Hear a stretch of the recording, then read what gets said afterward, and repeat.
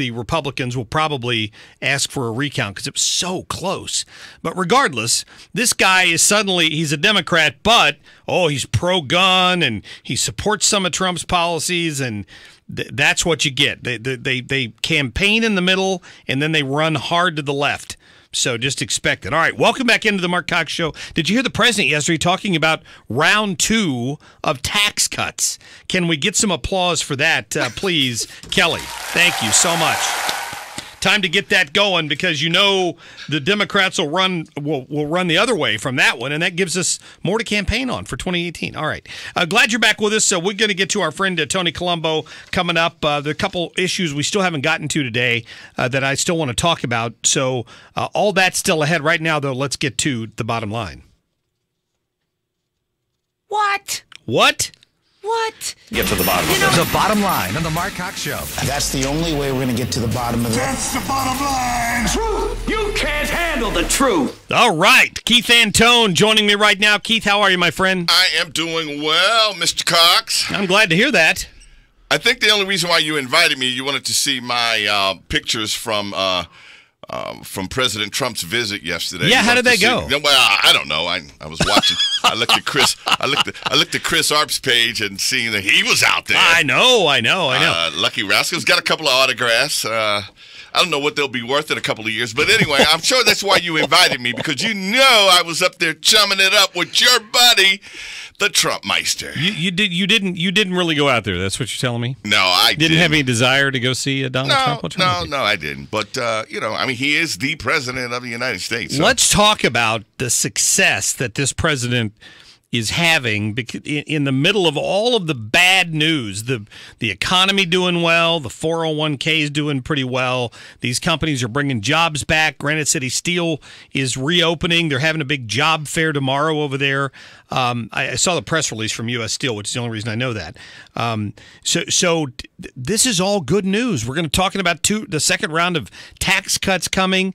Trump is following through on his campaign promises. Wouldn't you agree? Two words for you, buddy. Alabama and Pennsylvania. How about that? I mean, do you want to talk about that? Alabama and Pennsylvania. What happened in Alabama? They're playing basketball today. Is that what you're talking about? Okay. So you want to go and this is a typical out of your playbook. You want to throw the old 1-2 buckle my shoe. So you want to talk about what? The tax cuts. He is still riding on the tails of Obama. I heard you in the last hour. I heard you in the last hour, Cox. Yes, sir. I heard you. You were trying to blame Obama for something about some school reform or something in the prison pipeline, and I was listening in the car. I was sitting on the parking lot because I listen to this show. I listen to you, brother. I'm glad I'm bringing you along. You're bringing me along. I'm glad to hear it. I listen to you so I can come on and fact check you. What's wrong with the fact? Go ahead. There is no way that you can defend what the Obama administration's Department of Education did with that school policy. It almost directly led to what happened in Parkland, because instead of bringing police in to now deal, it's Obama's fault for Parkland. So instead of dealing with the problem kids, the idea there is to shuffle them off and not report threats and bringing knives to school and all that to the police. That's nonsensical. Okay. Who does that help?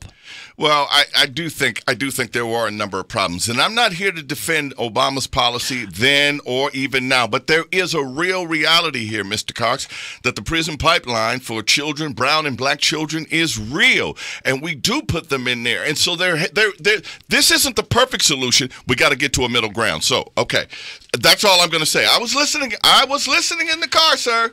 Most of these school shooters have been white kids. They have, and it's been in suburban areas. All of this stuff. But even if that policy was designed to help minority students and keep them out of the pipeline, the effects of it are that kids who should have been on somebody's radar aren't, because they're not being called to the attention of police. And that's a problem. We agree there, Mark. We agree there. It's just how do we get there?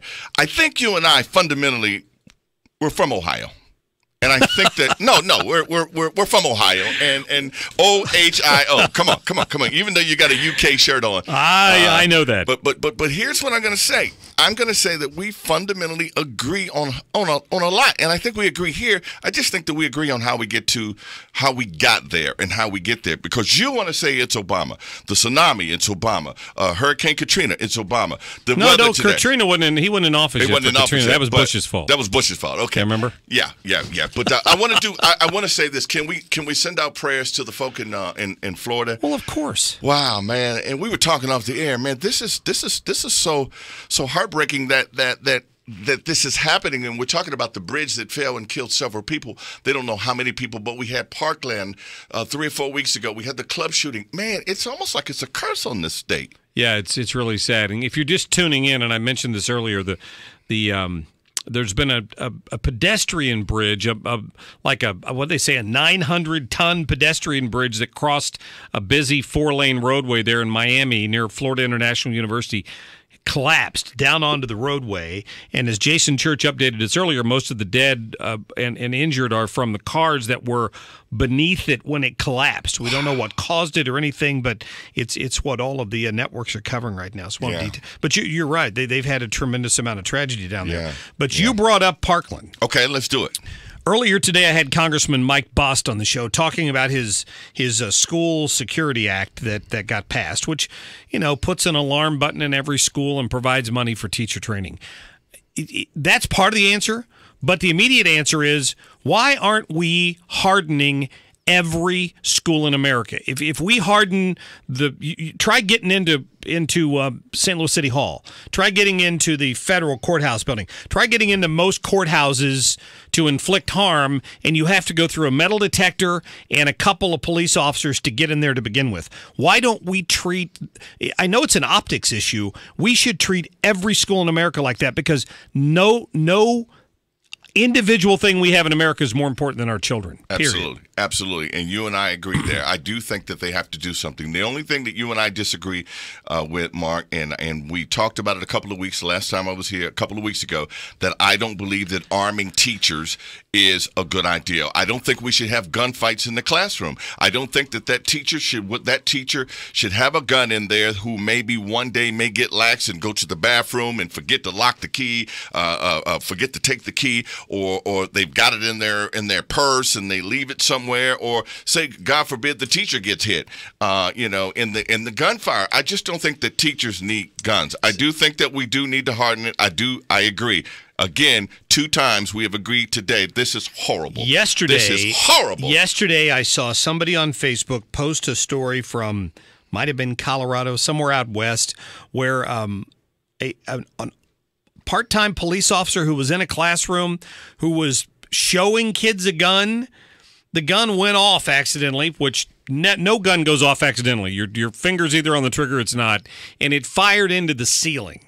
And people are trying to use that as an example of why teachers shouldn't have guns in the classroom. Well, this guy was an idiot. You're going to run across idiots, but the bottom line is he didn't pull the gun out to shoot anybody, right. And I'd still rather have that idiot with a gun if somebody walked into that school and started shooting it up. Somebody in there, a good guy with a gun, is always the answer to a bad guy with a gun.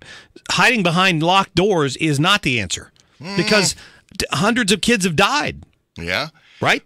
Yeah, but I do think at least dozens have died. At least dozens, exactly. But I don't think that arming teachers with guns. I think we arm them with better training and being able to identify before that student gets there. And you have to agree there were many, many signs that were missed in Parkland. There were many signs that this kid was screaming for help in a number of ways, and we could have probably, as a country, shame on us that we missed all those clues. Well, shame on Obama, because the policy in that district, and I can't think of her name right now, but I'll guarantee you this policy was pushed by the lady who used to be the head of the Civil Rights Division in the Obama Education Department. I'll think of her name in a minute. She's a activist liberal who was put in that position, and she's the one that tried to reinterpret Title IX and do all this stuff. The bottom line is the word expulsion was never considered in the case of Nicholas Cruz. He was banned or removed from that particular school but only because he was so much trouble, they pushed him off to another school. Instead of when he brought a knife in or a classmate reported that he threatened to kill somebody, instead of calling the police and having his butt hauled away to jail, they covered it up and they pushed him off somewhere else because they didn't want the police report. That is a direct result of an Obama administration education department policy. I can't believe it. No, Keith, whether the intention was good or not, the road to hell's paved with good intentions. That was the result of that policy. Okay. All right. You got no argument out of me, Mark Cox. You're agreeing with me? No, I'm not agreeing with you. It's just that my father used to tell me, listen, he says, Keith, never try to convince a fool against his or her will. You not only create an enemy, but you have a fool still. So what I'm going to do. You're such a liar. You lie. I'm not calling you a fool. I'm just saying. I'm not going to argue. No, seriously. I want you to defend that. I mean, that policy, I believe that policy, in addition to the FBI dropping the ball a couple of times when they were specifically warned about this kid, led to what happened there far more than the fact that he had access to firearms. Well, I'll agree with you that I will agree that it was something that happened. I can't say that it was Obama. There was something that happened, and we all know it, and the ball got dropped with the FBI, with the school, with a number of administrators, people in the community. This kid just was screaming for help. He didn't get it, and unfortunately, we have 17 people that are not with us today.